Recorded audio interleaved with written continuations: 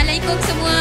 Saya mewakili tim Mr. DIY mengalu-alukan kedatangan anda semua untuk meraihkan Mr. DIY Raya 2025.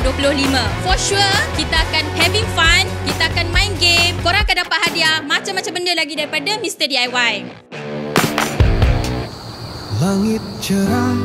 Hari ni untuk kali pertama datang dekat rumah Pak T Nur Syahira. Actually it's my first time juga datang dekat tempat-tempat yang buat charity. Pengalaman tu sangat manis lah. It's really different. Tak pernah dapat pengalaman macam ni. So for me, dia sangat bermakna. Kena dengan tema Raya Mr. DIY tahun ni, Raya penuh makna.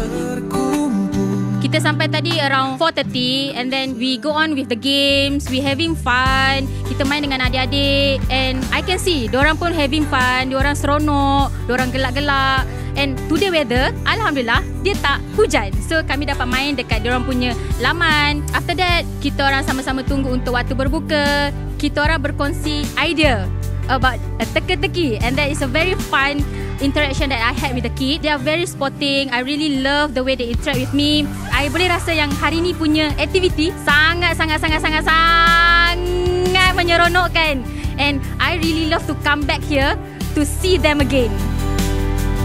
Semua menenang, arti hidup seketika.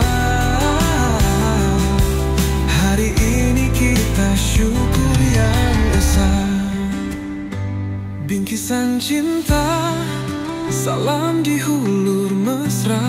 Tahun ini Mr. DIY dengan bangganya kenalkan kempen Raya Penuh Makna. Di Mr. DIY kami percaya bahawa kebahagiaan datang dari memberi.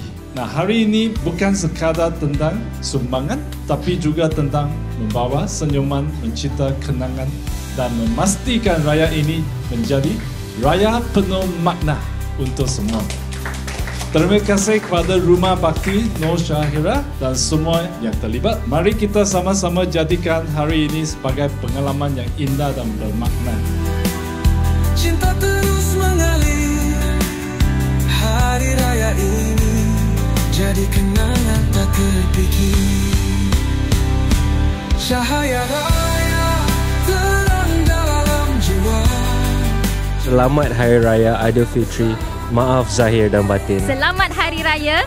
Maaf Zahir dan batin. Raya penuh makna Mr. DIY. Selamat menyambut Hari Raya Aidilfitri. Maaf Zahir dan batin. Terima kasih Mr. DIY. Raya penuh makna. Raya penuh makna.